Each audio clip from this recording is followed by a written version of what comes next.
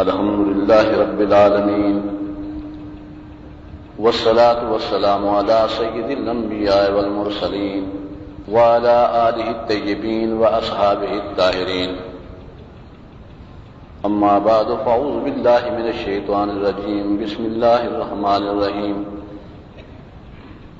عن عبد الرحمن بن عوف رضي الله تعالى عنه قال خرج رسول الله صلى الله عليه وسلم حتى دخل نخلا فسجد فأطال السجود حتى خشيت أن يكون الله تعالى قد توفاه. قال فجئت أنظر فرفع رأسه فقال ما لك؟ فذكرت له ذلك. قال فقال إن جبريل عليه السلام قال لي ألا أبشرك أن الله عز وجل يقول لك من صلى عليك صلاة صليت عليه ومن سلم عليك سلمت عليه. رواه احمد.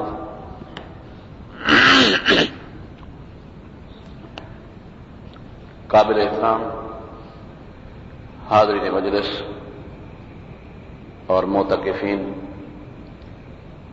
السلام علیکم ورحمۃ اللہ وبرکاتہ. سب سے پہلے ان لوگوں کو میں مبارکباد پیش کرتا ہوں جو لوگ اعتکاف کی سعادت سے بہرمند ہو رہے ہیں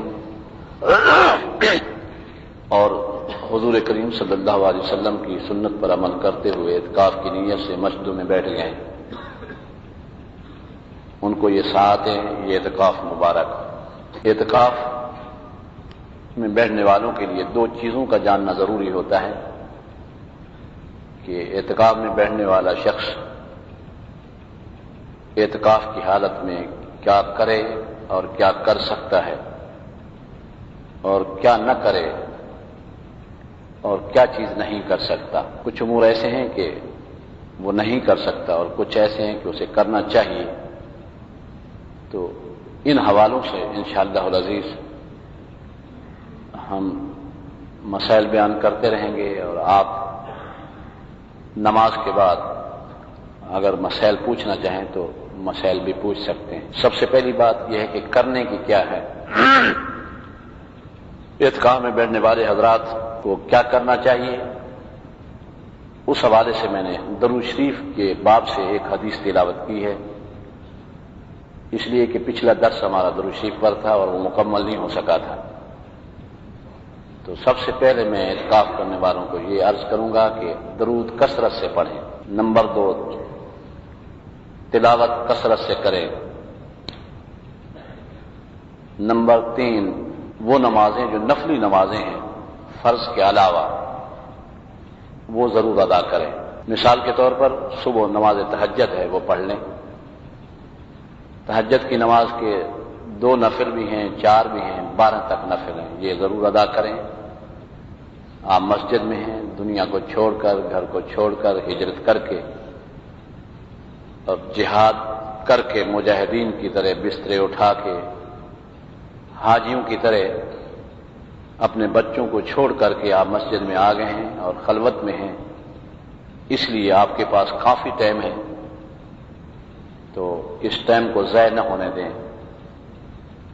نماز کے حوالے سے سب نفلی نمازیں جو اولیاء کرام پڑھتے ہیں وہ ادا کریں. اور سب سے پہلی نفلی نماز نماز تہجد ہے. نماز تہجد حضور کریم صلی اللہ علیہ وسلم پر فرض تھی اور سرکار دو عالم صلی اللہ علیہ وسلم کے لیے سنت ہے. اور ہمارے علماء اور اولیاء کہتے ہیں کہ نماز تہجد کا پڑھنا اسے نصیب ہوتا ہے جو اللہ کا ولی ہوتا ہے. جو اللہ کا ولی ہوتا ہے اسے توفیق ہوتی ہے، نماز تہجد ادا کرتا ہے. یہ علامت ہے اس بات کی کہ اللہ تعالیٰ نے اس سے محبت کی ہے اور اس نے اس کو توفیق دی ہے. پھر آپ صبح کی نماز با جماعت ادا کریں. نماز با جماعت کے بعد اشراق کے نفل وہ ادا کریں. اشراق کے نفل بھی 2 سے 12 تک. پھر 10 اور 11 بجے کے قریب زوال سے پہلے چاشت کی نماز ادا کریں. پھر ظہر سے پہلے کوشش کریں روزانہ صلاۃ التسبیح کے 4 نفل ادا ہو جائیں. پرانے اولیاء کرام روزانہ صلاۃ التسبیح کی نماز ظہر کی نماز سے پہلے ادا کر لیا کرتے تھے، زوال ہوتے ہی وضو کر کے بیٹھے ہوتے تھے اور صلاۃ التسبیح کی نماز شروع کر دیتے تھے، اور صلاۃ التسبیح کی نماز پر تقریباً آدھا گھنٹہ لگ جاتا ہے یا اس سے بھی تھوڑا سا کم لگتا ہے۔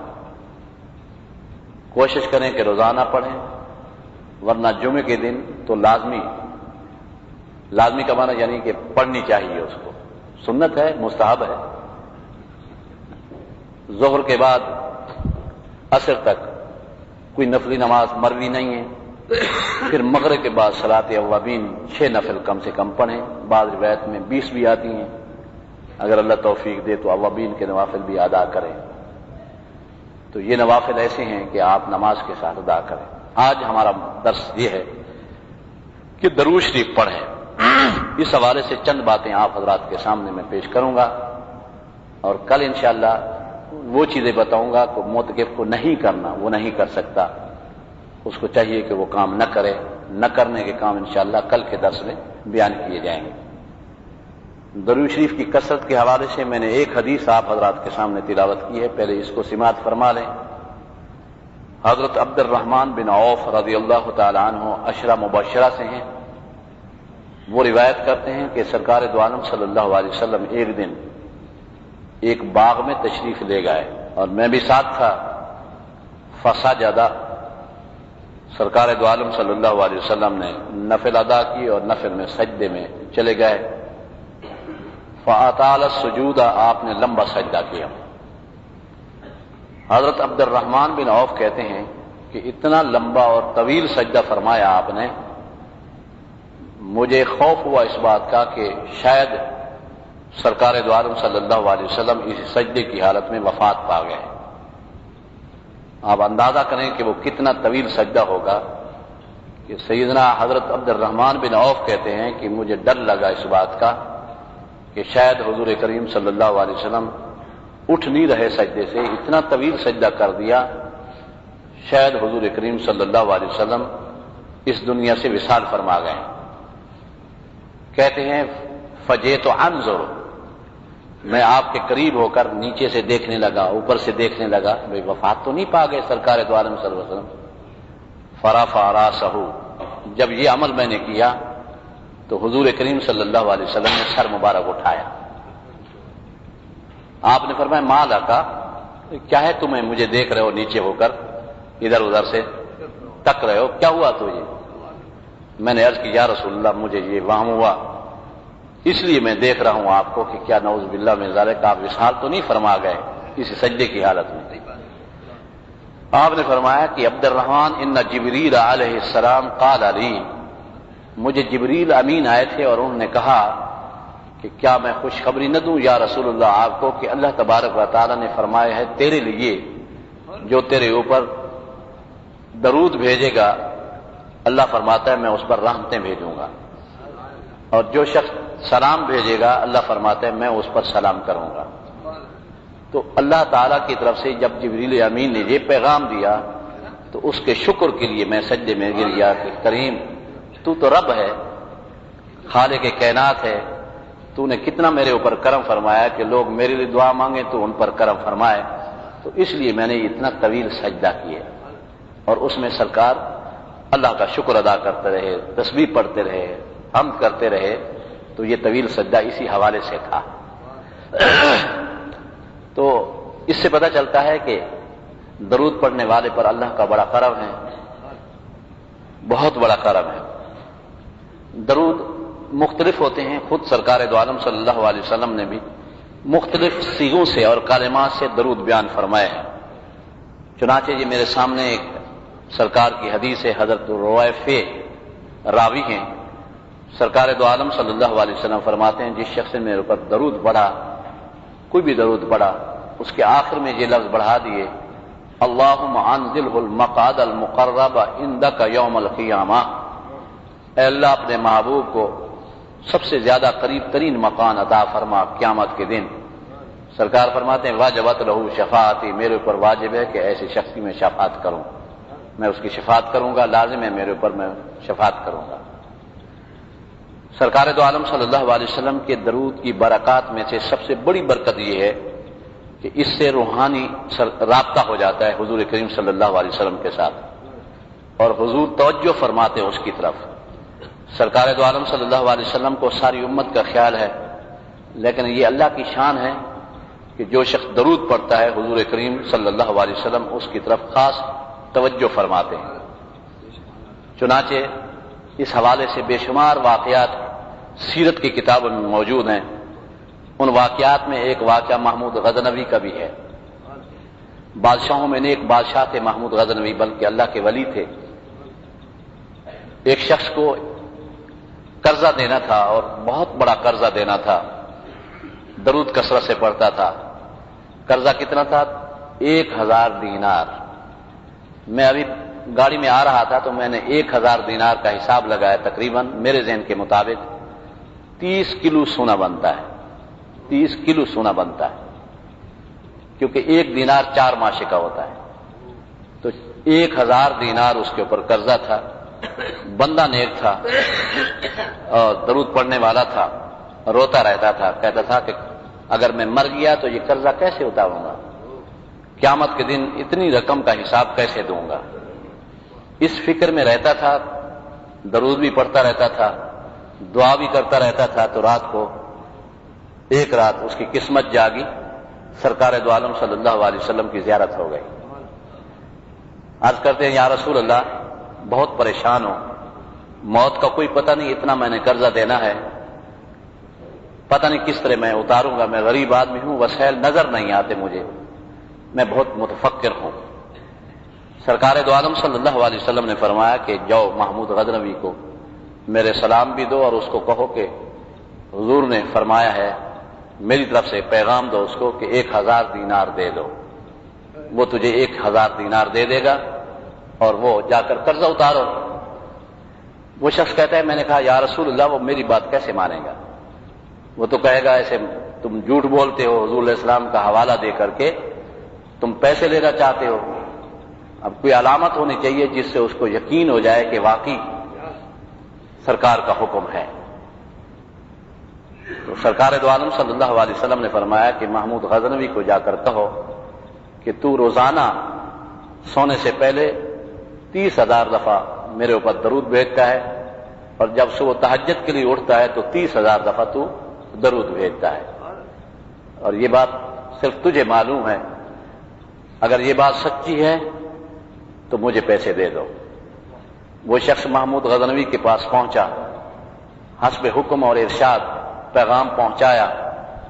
محمود غزنوی نے اسی طرح سوال کیا کہ اس بات کی تصدیق کیا ہے کہ سرکار دو عالم صلی اللہ علیہ وسلم نے مجھے حکم دیا ہے کہ میں تجھے 1000 دینار دوں۔ اس نے وہی بات سنائی کہ آپ 30,000 دفعہ سونے سے پہلے درود پڑھتے ہیں اور 30,000 دفعہ صبح جب اٹھتے ہیں تو اس وقت درود پڑھتے ہیں، یہ اس کی دلیل ہے۔ رو دیا محمود غزنوی نے، 1000 دینار دیا، قرضہ اتارو، مزید 1000 دینار دیا کہ تم اپنا گھر سنبھالو اور گھر میں خرچ کرو، یعنی 30 کلو سونا دیا اس کو گھر کے لیے، یہ تم خرچ کرو۔ بڑی محبت کی، بڑا ادب کیا، جو کر سکتا تھا حضور کی محبت میں اس شخص کے ساتھ وہ سلوک کیا۔ جب وہ چلا گیا تو اس کے وزیروں نے اور مشیروں نے کہا حضور وہ آدمی جو تھا اس نے کتنی جھوٹی بات بولی، ہم آپ کے ساتھ صبح شام ساتھ ہی رہتے ہیں، آپ کو ہم نے اتنی دفعہ درود پڑھتے ہوئے نہیں دیکھا، آپ تو بادشاہی کے کام کرتے رہتے ہیں، حکومت کے امور انجام دیتے ہیں، اتنا درود تو آپ کو ہم نے پڑھتے بھی نہیں دیکھا، اور پڑھے بھی صحیح تو اتنا کوئی پڑھ بھی نہیں سکتا کہ روزانہ 60,000 دفعہ درود شریف پڑھے۔ تو محمود غزنوی نے کہا بات یہ ہے کہ میں نے ایک مولوی صاحب سے سنا تھا کہ ایک درود ہے اگر وہ شخص 1 دفعہ پڑھ لے تو اس کو 10,000 دفعہ پڑھنے کا ثواب حاصل ہوتا ہے، 10,000 دفعہ ثواب ہوتا ہے۔ تو اس لیے میں نے وہ درود پڑھتا ہوں، 3 دفعہ رات کو سونے سے پہلے پڑھ لیتا ہوں اور 3 دفعہ تہجد کے ٹائم پڑھ لیتا ہوں، تو اللہ تبارک و تعالیٰ کرم فرماتا ہے، مجھے ثواب دے دیتا ہے۔ اس مولوی کی بات کی تصدیق ہو گئی۔ وہ درود شریف کیا ہے وہ میں نے پہلے ایک دفعہ تقسیم بھی کیا تھا، محمود غزنوی کا درود شریف، اللہم صلی علی سیدنا محمد وعلی آل سیدنا محمد مختلف الملوان وتعاقب الاسران وقر الجدیدان واستقل الفرقدان وبلغ روحه اہل بیتہ منا التحیۃ والسلام وبارک وسلم علیہ.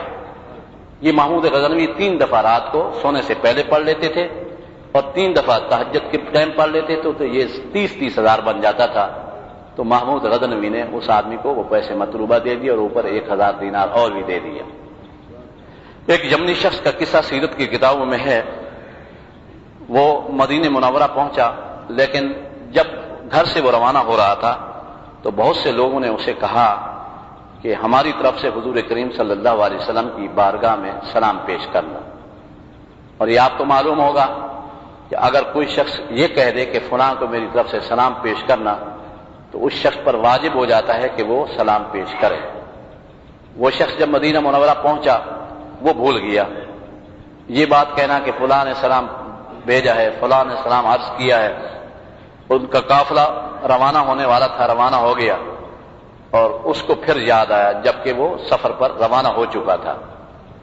وہ یمنی شخص بڑا نادم ہوا اور وہ راستے سے واپس آ گیا، قافلے کو اس نے چھوڑ دیا. واپس آ کے سرکار دو عالم صلی اللہ علیہ وسلم کی بارگاہ میں عرض کرتا ہے، یا رسول اللہ، فلاں شخص نے فلاں شخص نے فلاں شخص نے آپ کے لیے سلام بھیجا ہے. سلام پہنچانے کے بعد جب قافلے کا پتہ کیا وہ کافی آگے نکل گیا تھا، یہ اکیلا تھا. اس وقت راستے میں ڈاکو پڑتے تھے، بڑا مشکلات تھی، راستے کی پریشانیاں ہوتی تھیں. تو بہت پریشان ہو گیا. اس نے کہا قافلے سے میں رہ گیا ہوں، اب پتہ نہیں کیسے مکہ شریف جاؤں گا، مدینہ شریف سے مکہ شریف کیسے جاؤں گا. سو گیا روتے روتے. خواب میں حضور کریم صلی اللہ علیہ وسلم کی زیارت ہو گئی. سرکار نے فرمایا ابو الوفا، یہ اس کا معنی ہے اے وفادار آدمی، ابو الوفا. عرض کرتا ہے یا رسول اللہ میری یہ کنیت نہیں ہے، میری تو دوسری کنیت ہو کہ ایک اور کنیت بتائی. آپ نے فرمایا آج کے بعد تیری کنیت یہی ہے، ابو الوفا. تو نے بڑی وفا کی کہ اپنے دوستوں کے سلام جو اٹھائے ہوئے تھے ان کو پہنچانے کے لیے تو نے اپنے قافلے کو چھوڑ دیا، اپنے لیے مشکلات پیدا کر دیں اور تو واپس آیا اور مجھے سلام پہنچایا، اس لیے میں تجھے ابو الوفا کہہ رہا ہوں. آپ نے فرمایا کہ اس آدمی کہتا ہے کہ سرکار نے میرے اوپر ہاتھ رکھے اور فرمایا اٹھ، تو مکہ پہنچ گیا ہے.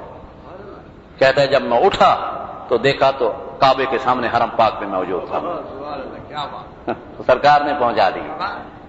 تو حضور کریم صلی اللہ علیہ وسلم بڑے کریم ہیں، اللہ بھی کریم ہے. تو سرکار بڑا کرم فرماتے ہیں ان لوگوں پر جو آپ پر بار بار درود پڑھتے ہیں، کیونکہ درود پڑھنا محبت کی علامت ہے. درود میں حضور علیہ السلام کے لیے دعا ہے اور دعا ہمیشہ ہر شخص اپنے محبوب کے لیے کرتا ہے. میں نے اتنا بڑا آدمی کوئی نہیں دیکھا کہ سوائے سرکار کے کہ اس نے اپنے دشمن کے لیے بھی کبھی دعا کی ہو. سرکار دو عالم صلی اللہ علیہ وسلم تو رحمت للعالمین تھے.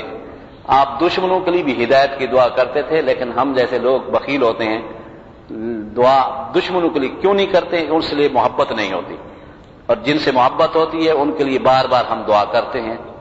اسی حوالے سے ایک آدمی طواف کر رہا تھا اور حضور کریم صلی اللہ علیہ وسلم پر درود پڑھ رہا تھا. ساتھیوں نے پوچھا کہ یہاں طواف کی دعائیں بہت معروف و مشہور اور منقول بھی ہیں، معصور بھی ہیں، تو بار بار درود پڑھتا ہے. تو اس نے کہا کہ درود کی جو برکتیں میں نے دیکھی ہیں کسی اور نے نہیں دیکھی، اس لیے میں مسلسل درود پڑھتا ہوں. انہوں نے کہا کون سی برکتیں دیکھی ہیں؟ یہ تبلیغ نصاب میں بھی لکھا ہوا ہے. انہوں نے کہا برکت یہ دیکھی کہ جب میں آ رہا تھا راستے میں میرے والد فوت ہو گئے تھے، کیا دیکھتا ہوں کہ اچانک میرے والد کا چہرہ نعوذ باللہ من ذالک اپنی حالت سے پھر گیا، گدھے کی شکل ہو گئی. میں بڑا متفکر ہوا اور اسی تفکر کے اندر مجھے اونگ آ گئی، نیند آ گئی. سرکار دو عالم صلی اللہ علیہ وسلم تشریف لائے، میرے والد کے چہرے کے اوپر ہاتھ پھیرا. میں نے عرض کی یا رسول اللہ آپ کیسے تشریف لائے؟ تو فرمایا تمہارا والد صبح و شام میرے اوپر درود بھیجتا تھا، بعض روایت میں 100 دفعہ پڑھتا تھا، درود بھیجتا تھا. آج اس کا درود نہیں پہنچا، میں نے توجہ کی تو پتہ چلا وہ وفات پا چکا ہے، اس کی حالت یہ ہے، اس وجہ سے میں اس کے پاس آیا ہوں. تو وہ کہتا ہے کہ جب میں اٹھا تو اپنے والد کے چہرے کو دیکھا، ایسا چمک رہا تھا جیسے 14ویں کا چاند ہوتا ہے.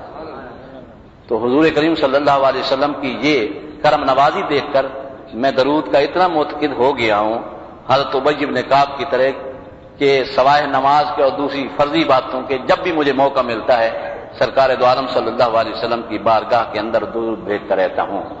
اعتکاف والو، اللہ نے تمہیں وقت دیا ہے، فرصت دیا ہے، دنیا کو چھوڑ کر دین کی طرف آ گئے ہو، گھروں کو چھوڑ کر، بازاروں کو چھوڑ کر، گلیوں کو چھوڑ کر، دوستوں کو چھوڑ کر، عزیزوں کو چھوڑ کر اللہ نے تجھے اپنی مسجد عطا کر دی ہے، تمہارا مقام مسجد ہے، کثرت سے درود پڑھو۔ اللہ تبارک و تعالی ہمیں سب کو یہ الحمدللہ رب العالمین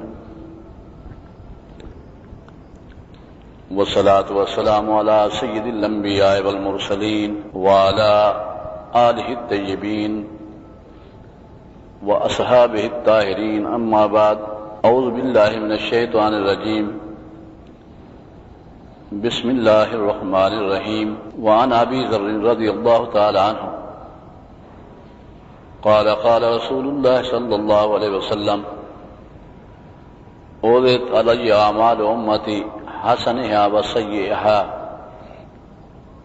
فوجدت في محاسن اعمالها العزاجمات عن طریق ووجدت في مساوئ اعمالها النخاعات تكون في المسجد لا تدفن، رواہ مسلم۔ قابل احترام سامعین حضرات، سابقہ درس میں میں نے معتکفین کے حوالے سے عرض کیا تھا کہ اعتکاف کرنے والوں کے لیے کچھ ایسے امور ہیں جنہیں کرنا چاہیے اور کچھ ایسے ہیں کہ انہیں منع ہے، وہ نہیں کر سکتے۔ ان میں سے میں نے بتایا کہ معتکفین، اعتکاف میں بیٹھنے والے درود شریف پڑھتے رہیں، قرآن پاک کی تلاوت کرتے رہیں اور استغفار کرتے رہیں اور دعا مانگتے رہیں۔ یہ چار چیزیں ایسی ہیں کہ معتکف ان چاروں میں سے کوئی ایک عبادت کرتا رہے، اور سیرت کی کتابیں پڑھنا، دین کی کتابیں پڑھنا یا ٹیپ کے ذریعے سننا، ٹیپ کے ذریعے، یہ بھی عبادت ہے۔ تو یہ مثبت چیزیں ہیں جو معتکف کو چاہیے کہ سارا دن انہی چیزوں سے واسطہ اس کا ہو۔ استغفار کے لیے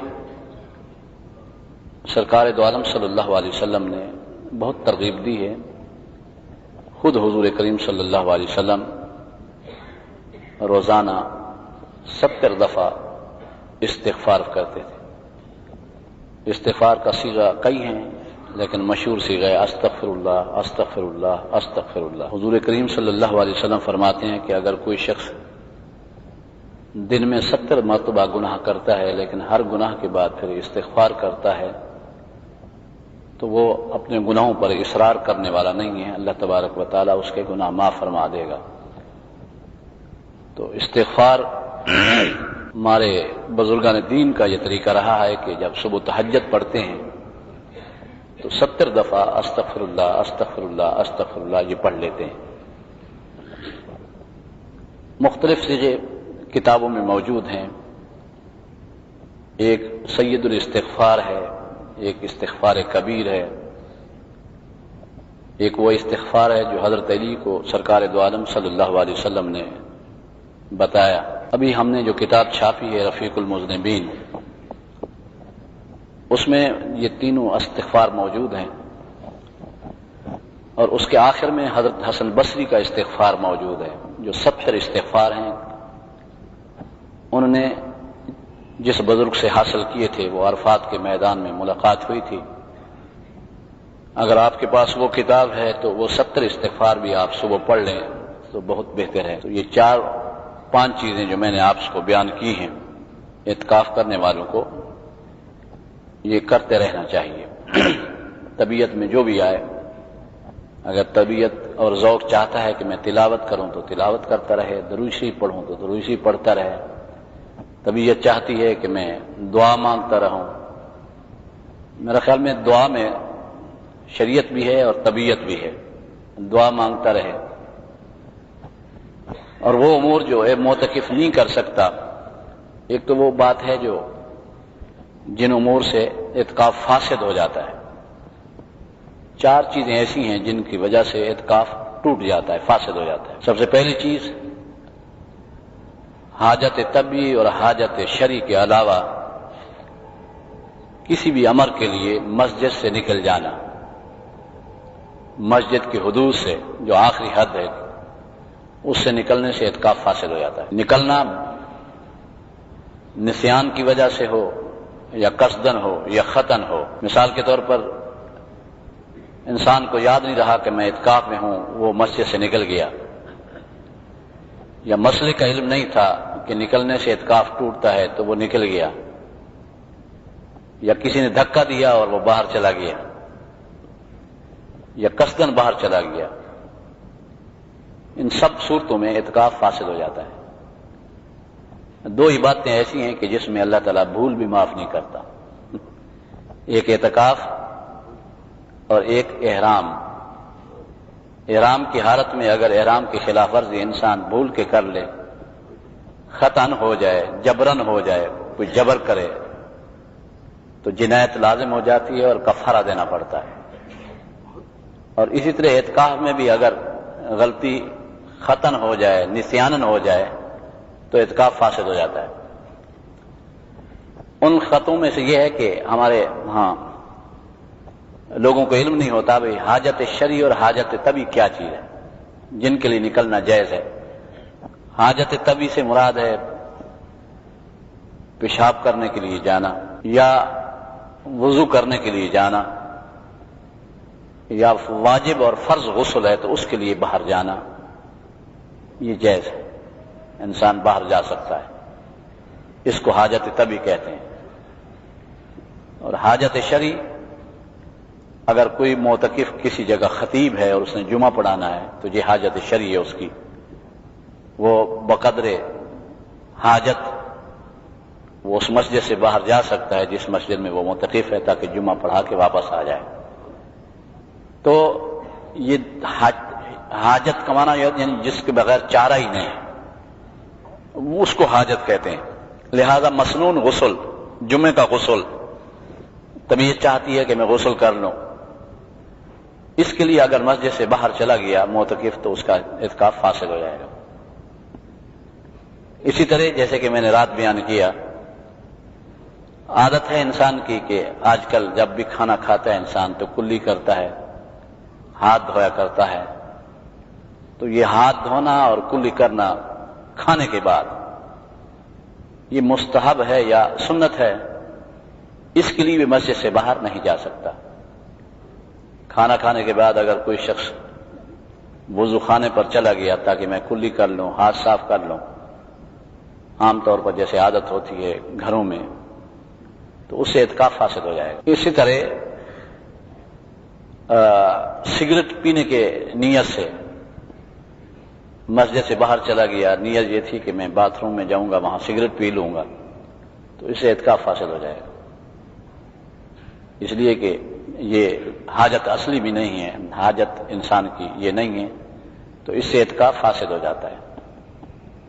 ہاں ایک صورت انہوں نے لکھی ہے کہ اگر کوئی شخص قضاء حاجت کے لیے گیا اور وہاں جا کر پھر خیال آیا کہ سگریٹ بھی پی لوں، نکلنے کے وقت خیال نہیں تھا، نیت نہیں تھی، نکلنا تو اس لیے تھا کہ میں پیشاب کر کے آ جاؤں، لیکن یہ ہے کہ وہاں پھر سگریٹ استعمال کر لی، یا راستے میں جاتے آتے نکلا تو پیشاب کے لیے تھا، آنے جانے کی صورت میں السلام علیکم وعلیکم السلام کسی سے ہو گئی تو اس سے اعتکاف فاسد نہیں ہوتا۔ اور اگر وہاں کھڑا ہو گیا اور السلام علیکم وعلیکم السلام کیا حال ہے، باہر اگر اس قسم کی باتیں کی تو اس کا اعتکاف فاسد ہو جائے گا۔ وضو خانہ مسجد سے خارج ہوتا ہے، باتھ روم بھی مسجد سے خارج ہوتے ہیں، اس لیے معتکفین کو چاہیے کہ وضو خانے پر جانے کے لیے سوائے وضو کرنے کے، غسل کرنے کے جو واجب ہو، کسی اور ضرورت کے لیے نہ جائیں۔ بعض معتکفین ایسا بھی کرتے ہیں کہ برتن صاف کرنے ہوتے ہیں، دھونے ہوتے ہیں، چائے پیتے ہیں اس کی پیالی کو صاف کرنا ہوتا ہے تو دھونے کے لیے چلے جاتے ہیں وضو خانے پر، پیالی دھو لیتے ہیں، برتن دھو لیتے ہیں، تو اس سے اعتکاف فاسد ہو جاتا ہے۔ تو یہ چیزیں جو ہیں نکلنا یہ منع ہے۔ میں کہہ رہا تھا کہ 4 چیزیں ایسی ہیں جن سے اعتکاف فاسد ہو جاتا ہے۔ سب سے پہلی چیز حاجت طبعی اور حاجت شرعی کے علاوہ کسی کام کے لیے انسان نکلے مسجد سے، چاہے تو 1 سیکنڈ کے لیے بھی نکلے گا تو اعتکاف فاسد ہو جائے گا۔ دوسرا مفسد اعتکاف مباشرت کرنا، جمع کرنا، مثال کے طور پر کوئی خاتون اپنے گھر میں اعتکاف میں بیٹھی ہوئی ہے اور اس کا شوہر اس کے ساتھ ہم بستری کر لیتا ہے تو اس خاتون کا اعتکاف فاسد ہو جائے گا۔ اسی طرح بوس و کنار کرتے ہوئے انزال ہو جانا، اس سے بھی اعتکاف فاسد ہو جاتا ہے۔ اس کی مثال بھی وہی دی جا سکتی ہے کہ خواتین گھروں میں اعتکاف بیٹھی ہوئی ہیں اور شوہر اگر اعتکاف میں نہیں ہے اور وہ گھر میں موجود ہے، اگر اس نے بوس و کنار کیا، انزال ہو گیا تو اعتکاف فاسد ہو جائے گا۔ اگر روزہ فاسد ہو جائے، یہ چوتھا امر ہے جس سے اعتکاف فاسد ہوتا ہے۔ اگر کسی شخص کا روزہ فاسد ہو گیا، کھا لیا یا پی لیا، روزہ فاسد ہو گیا، جب روزہ فاسد ہو گیا تو اعتکاف آٹومیٹک فاسد ہو جاتا ہے۔ عورت کو ایام شروع ہو گئے تو روزہ فاسد ہو گیا، اعتکاف بھی فاسد ہو گیا۔ خواتین جو بیٹھتی ہیں ان کے لیے یہ مسئلہ ہے۔ تو اعتکاف کو فاسد ہونے سے بچانے کے لیے ان امور پر آپ نگاہ رکھیں، اس کا خیال کریں تاکہ اعتکاف جو آپ کے لیے سنت موقدہ ہے اور باعث اجر و ثواب ہے وہ کامل اور مکمل اور پورا ثواب ملے۔ معتکفین کے لیے خصوصی طور پر، عام آدمیوں کے لیے عمومی طور پر یہ ضروری ہے کہ مسجد کی صفائی کا خیال رکھیں۔ مسجد کو صاف کرنا یہ بہت بڑی عبادت ہے۔ جو حدیث میں نے آپ کے سامنے تلاوت کی ہے، سرکار دو عالم صلی اللہ علیہ وسلم نے فرمایا کہ میرے اوپر میری امت کے اعمال اچھے بھی پیش کیے جاتے ہیں اور برے بھی پیش کیے جاتے ہیں۔ سرکار فرماتے ہیں میں نے اچھے اعمال میں دیکھا کہ وہ ایذا دینے والی چیز جو نمازیوں کو ایذا پہنچاتی ہے اس کو راستے سے ہٹایا گیا، ایک روایت ہے مسجد سے ہٹایا گیا۔ اور برے اعمال میں میں نے وہ بھی دیکھا کہ بلغم جو مسجد کے اندر کسی شخص نے پھینک دیا، اس کو دفن نہیں کیا۔ اگر کوئی شخص مسجد میں تھوک دیتا ہے تو آپ نے فرمایا میں نے برے اعمال میں دیکھا، گناہوں میں دیکھا میں نے۔ اور اگر راستے کو کوئی صفا کرتا ہے، صاف کرتا ہے تاکہ لوگوں کو آنے جانے میں تکلیف نہ ہو تو میں نے اس کو نیکیوں میں پایا ہے۔ سرکار دو عالم صلی اللہ علیہ وسلم نے دیکھا کہ قبلہ کی مسجد پر کسی شخص نے بلغم کیا اور بلغم لگا ہوا تھا سامنے۔ آپ نے اپنے ہاتھ مبارک سے وہ بلغم صاف کیا اور فرمایا کہ لوگوں، بندہ جب نماز پڑھتا ہے تو وہ مناجات کر رہا ہوتا ہے اللہ تعالیٰ کی ذات کے ساتھ، باتیں کر رہا ہوتا ہے۔ اس کے درمیان اور دیوار کے درمیان اللہ کی ذات ہوتی ہے، یعنی سامنے اللہ کی ذات ہوتی ہے۔ اگر تمہیں بلغم تنگ کرے تو آپ نے فرمایا اس کو دیوار پر مت پھینکو، دائیں بھی نہ پھینکو، اگر ہو سکے تو پھر بائیں پھینکو، لیکن بائیں اس صورت میں کہ کوئی نمازی نہ ہو، یا پھر نیچے پھینکو مٹی پر تاکہ اس کو دفن کر دو، یا پھر آپ نے کپڑا نکالا اور کہا کہ کپڑے میں تھوک دو اور بلغم نکالو اور اس کو مسل دو۔ یہ اس وقت کی بات تھی جب مسجدیں بالکل کچی ہوتی تھی، فرش مٹی اور ریت کا ہوتا تھا۔ اس حوالے سے سرکار دو عالم صلی اللہ علیہ وسلم نے فرمایا بائیں تھوکو یا نیچے تھوک کر اس کو دفن کر دو، یا یہ ہے کہ پھر کپڑے میں مسل لو۔ لیکن اس کی اہمیت آپ یہ دیکھیں کہ خود بلغم حضور علیہ السلام نے اپنے اس ہاتھ مبارک سے صاف فرمایا جس ہاتھ کو اللہ تعالیٰ اپنا ہاتھ فرماتا ہے، ید اللہ فوق ایدی۔ اس کی اہمیت کو دیکھیں۔ آج کل ٹیشو پیپر موجود ہوتے ہیں تو بلغم ٹیشو پیپر میں پھینک لو اور اس کو مسل لو۔ نماز کی حالت کے اندر بھی بلغم آ جائے تو مسئلہ ہے کہ ٹیشو پیپر نکالو جیب سے اور بلغم اس میں لے لو اگر آپ کو بلغم تنگ کرتی ہے تو۔ ایک اور حدیث ہے، سرکار دو عالم صلی اللہ علیہ وسلم اپنے محلے کی کسی دوسری مسجد میں موجود تھے، شاید سفر کی حالت تھی۔ ایک شخص نماز پڑھ رہا تھا اور وہ امام تھا، نماز پڑھا رہا تھا یا پڑھ رہا تھا، اس کو جب بلغم آیا نماز کی حالت میں یا نماز سے باہر، تفصیل نہیں ہے، بعض روایتوں میں نماز کی حالت تھی، اس نے قبلے کی طرف تھوک دیا۔ تو سرکار دو عالم صلی اللہ علیہ وسلم نے لوگوں سے فرمایا کہ آئندہ یہ آپ لوگوں کو نماز نہ پڑھائے جس نے قبلے کی طرف تھوکا۔ جب نماز کا ٹائم ہوا، وہ امام صاحب تھے، وہ مصلی پر کھڑے ہونے لگے، لوگوں نے پیچھے ہٹا دیا کہ آپ کے پیچھے نماز پڑھنے سے منع کیا گیا ہے، حضور علیہ السلام نے منع فرما دیا۔ سرکار دو عالم صلی اللہ علیہ وسلم کی خدمت میں حاضر ہوا عرض کرتا ہے یا رسول اللہ کون سی میری غلطی ہو گئی ہے جس کی وجہ سے مجھے آپ نے امامت کا اہل نہیں قرار دیا اور کہا کہ نماز نہ پڑھائے؟ آپ نے فرمایا کہ تو نے قبلے کی طرف تھوکا ہے، فإنک آذیت اللہ ورسولہ، قبلے کی طرف تھوک کر تو نے اللہ اور اس کے رسول کو ایذا پہنچائی ہے، تکلیف پہنچائی ہے۔ اور جو شخص اللہ اور اس کے رسول کو ایذا پہنچائے، قرآن پاک میں آتا ہے کہ اللہ کی اس پر لعنت ہے، فرشتوں کی اس پر لعنت ہے، اور قیامت میں اس کے لیے دردناک عذاب ہے۔ تو اس لیے سرکار نے اس کو منع فرما دیا کہ تو امامت کے قابل نہیں رہا، امامت نہیں کرا سکتا۔ تو آداب کا اس حدیث سے پتہ چلتا ہے کہ مسجد کا ادب اور قبلہ کا ادب یہ بہت ضروری ہے، اور اس سے آپ کو اس چیز کا بھی اندازہ ہو گیا کہ جو لوگ بیت اللہ شریف جاتے ہیں، اور آج کل دیکھا ہے وہاں بیت اللہ شریف کی طرف ٹانگیں کر کے سو جاتے ہیں بالکل، اور ادب نہیں کرتے، گنبد خضرا کا ادب نہیں کیا جاتا، تو اللہ اور اللہ کے رسول کو پتہ نہیں کتنی ایذا پہنچاتے ہوں گے اور سرکار کتنے ناراض ہوتے ہوں گے۔ میں مسجد نبوی میں تھا تو ایک آدمی بالکل سرکار دو عالم صلی اللہ علیہ وسلم کی طرف ٹانگیں کر کے سویا ہوا تھا، کالے رنگ کا تھا، لگتا تھا کوئی افریقی ہے۔ میں نے اسے کہا کہ ھذا رسول اللہ صلی اللہ علیہ وسلم، یہ رسول کریم صلی اللہ علیہ وسلم کی ذات اقدس ہے سامنے، اس کی طرف ٹانگیں نہ کرو۔ تو وہ اور مزید اکڑ گیا۔ ان کو یہ سکھایا گیا ہے کہ رسول اللہ کی تعظیم، قرآن کی تعظیم، مسجد کی تعظیم شرک ہے، یعنی الٹا سبق سکھایا گیا۔ وہ اس شرک سے غریب بچنے کے لیے کفر کر رہے ہوتے ہیں، اس لیے کہ ہمارے کتابوں میں تمام میں لکھا ہوا ہے اللہ کی تعظیم ایمان ہے اور اللہ کی توہین کفر ہے۔ اللہ اور اس کے ذات اور اس کے صفات سب کی تعظیم فرض ہے اور ایمان ہے، اور توہین کفر ہے۔ سرکار کی توہین کفر ہے، بلکہ کسی بھی نبی کی توہین کفر ہے۔ کعبۃ اللہ کی توہین کفر ہے، قرآن پاک کی توہین کفر ہے۔ ہماری کتابوں میں لکھا ہے کہ اگر کوئی شخص قرآن پاک کو گندگی کے ڈھیر میں پھینک دیتا ہے قصدن، تو وہ کافر ہو جاتا ہے، اگر قصدن پھینکتا ہے۔ یا اسی طرح بطور حقارت قرآن پاک کو گلی میں جلا دیتا ہے، عام جگہ پر جلاتا ہے، تو یہ کفر ہے، یہ علامت ہے اس بات کی کہ وہ قرآن کا معتقد نہیں ہے، احترام نہیں کرتا۔ تو اس لیے ہمیں چاہیے کہ احترام کریں۔ مسائل تو کافی ہوتے ہیں، بہرحال معتکفین کے لیے جو چیزیں ضروری ہیں، مسجد کو صاف رکھنا، میں نے رات بھی بیان کیا تھا، سرکار دو عالم صلی اللہ علیہ وسلم نے فرمایا کہ جنت کے حوروں کا مہر مسجد کے تنکے اور صبح کے نوافل ہوں گے۔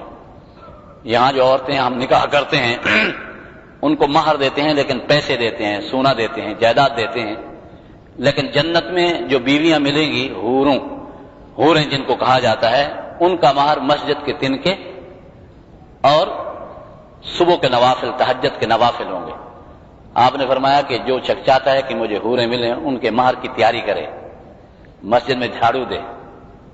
اب ہمارے خادمین نے اور مسجد کے جو رہنے والے ہیں مسجد کے اندر، ایک چیز تو ان پر یہ واجب ہے کہ مسجد کی صفائی کا خیال کریں، اس لیے کہ ان کا گھر بھی مسجد میں ہے، ان کے بچے ہیں، آتے جاتے ہیں، تو مسجد کی صفائی کا ضرور خیال کریں۔ اور دوسرا یہ بھی خوشخبری کی بات ہے کہ وہ جو تنکے صاف کرتے ہیں، انہوں نے تو حوروں کا سارا مہر کا انتظام کر لیا ہے۔ اگر تہجد بھی پڑھتے ہیں تو انشاءاللہ العزیز پورا مہر ادا کرنے کی طاقت رکھتے ہیں۔ اور ہم لوگ جو بڑے بنے ہوئے ہیں، اپنے آپ کو بڑا سمجھتے ہیں، مسجد میں جھاڑو دینے کو اپنے لیے یعنی چھوٹا کام سمجھتے ہیں، اپنی تحقیر سمجھتے ہیں۔ ہم کہتے ہیں کہ ہماری شان کے لیے لائق نہیں ہے، تو ہمارے پاس حوروں کے لیے کوئی مہر نہیں ہے۔ سب سے پہلے خادم مسجد کے سیدنا ابراہیم اور سیدنا اسماعیل علیہ السلام تھے۔ انطہرا بیتی للطائفین، قرآن پاک میں آتا ہے کہ اے میرے محبوبو ابراہیم اسماعیل، مسجد کو پاک اور صاف کرو، مسجد کو صاف کیا کرو۔ اسی طرح سارے نبی مسجدوں کے اندر صفائی کرتے رہے۔ ابھی میں نے بیان کیا، اب دیکھو نا، بلغم جیسی چیز، اور وہ بھی تازہ بلغم، نبی کریم صلی اللہ علیہ وسلم نے اپنے ہاتھ مبارک سے صاف کیا۔ خادموں کی کمی نہیں تھی، جھاڑو دینے والوں کی کمی نہیں تھی، کہہ دیا جاتا مشتاق ادھر آؤ یہ صاف کرو۔ آپ اندازہ کریں نا، اس وقت اگر ہم میں سے کوئی شخص آئے اور گندگی لگی ہو مسجد کے اندر تو کس کو بلاتے ہیں؟ خادم ادھر آؤ، یہ دیکھو کہ لگا ہوا ہے، یہ دیکھو تنکے پڑے ہیں، یہ دیکھو مٹی پڑی ہے، یار تمہیں حیا نہیں آتی، شرم؟ تنخواہ لیتے اور کام نہیں کرتے، لیکن خود بڑا بنا ہوا انسان یہ سمجھتا ہے کہ میں تو یہ کروں گا تو میری شان کم ہو جائے گی، تو یہ ایمان کی کمی کی علامت ہے۔ مومن جب تک یہ نہیں سمجھے کہ مسجد کی صفائی کرنا میرے لیے فخر کی بات ہے، اس وقت ایمان کامل نہیں ہو سکتا۔ اس لیے مسجد کے خادم اور مسجد کے وہ لوگ جو مسجد کا احترام کرتے ہیں، مسجد کی صفائی کرتے ہیں، خصوصاً بلا معاوضہ، وہ اللہ تعالیٰ کے نزدیک بہت بڑے اجر کے مستحق ہیں۔ چونکہ خادموں کا ذکر آ گیا تو اس جگہ میں یہ بھی کہوں گا کہ رمضان المبارک جیسے نیکیوں کا سیزن ہوتا ہے، مسجد کے جتنا بھی عملہ ہوتا ہے ان کے لیے آمدنی کا سیزن بھی ہوتا ہے۔ زکوٰۃ خیرات لوگ دیتے ہیں، یہ لوگ بچوں کے کپڑے بنا لیتے ہیں، گھر کے اخراجات کے لیے کچھ نہ کچھ کفالت ہو جاتی ہے، تو یہ نہ سمجھنا کہ ان کو کوئی چیز ضرورت نہیں ہوتی، ان کے ساتھ پیٹ نہیں ہے، ان کے ساتھ بیماری نہیں ہے، ان کے بچے نہیں ہیں، جس طرح ہمارے بچے ہیں، ہماری ضرورتیں ہیں، سب کچھ ان کے ساتھ لگا ہوا ہے، اور ان بیچاروں کی تنخواہ 2000 2500 3000 جو ہمارا ایک ناشتہ بھی نہیں بن سکتا۔ اس لیے آپ ان کی خدمت کریں تاکہ یہ غریب اپنے بچوں کا پیٹ بھر سکیں، بچوں کے کپڑے خرید سکیں، عید پر ان کو صحیح کپڑے دے سکیں۔ ان میں سے اکثر لوگ زکوٰۃ کے مستحق ہوتے ہیں، اس لیے کہ مجھے اندازہ اس بات کا کہ اس دور کے اندر جس کے پاس تھوڑے سے پیسے بھی ہیں وہ مسجد کی خدمت کرنے کے لیے تیار نہیں ہوگا، اس لیے کہ مسجد کے خادم، مسجد کے مؤذن، ان لوگوں کی اس معاشرے میں کوئی عزت نہیں ہے، مولوی کی ویسی عزت نہیں ہے۔ میرا بلڈنگ ہے، اپنا مکان ہے، میں ڈیفنس میں مکان ہے، تقریباً 1 کروڑ کا مکان ہے میرا، لیکن صرف مولوی ہوں، اور یہاں وہ لوگ جن کا اپنی جھوپڑی بھی نہیں ہے وہ بھی مجھے ملا کہتے ہیں، اور میرے ساتھ بیٹھ کر کھانے کو بھی تیار نہیں ہے، کہتے ہیں مولوی کے ساتھ کیا بیٹھے، میرے ساتھ رشتے کرنے کو تیار نہیں ہے کہ ملا ہے یار اس کے ساتھ رشتے کیا کریں گے۔ اسی مسجد میں ہمارے کوئی رشتے وشتے کی باتیں ہوئی تو انہوں نے کہا جی مولوی ہے اس کے ساتھ کیا رشتے کریں گے، اللہ نے گاڑی دیا ہے، فون دیا ہے، مکان دیا ہے ڈیفنس کے اندر، یہ تو میری حالت ہے، اب مؤذن اور خادم کی کیا حالت ہے۔ اس لیے یہ معاشرے میں جو لوگ مؤذن اور خادم بنتے ہیں وہ نہایت غریب ترین فرد ہوتے ہیں معاشرے کے۔ کھارادار میں ایک مسجد ہے، وہ امام صاحب نہیں تھے تو مؤذن نے کہا کہ میں نماز، یا خادم نے کہا، مؤذن بھی نہیں تھا، میں نماز پڑھا دیتا ہوں، تو لوگوں نے کہا نہیں اس کے پیچھے نماز نہیں ہوتی، اس لیے کہ یہ جھاڑو دیتا رہتا ہے۔ اندازہ اب مسجد میں جھاڑو دینا جن کے نزدیک یہ عمل جو ہے نا اس کا باعث ہو کہ نماز پڑھانے کا بھی اہل نہیں ہے، وہ حقیر ہو گیا، تو یہ تو ہمارا ذہن ہے، ہمارے بڑوں کا ذہن ہے، ہمارا ذہن ہے۔ اللہ تبارک و تعالی ان لوگوں کی عزت کرنے کی توفیق عطا فرمائے۔ وما علینا الا البلاغ۔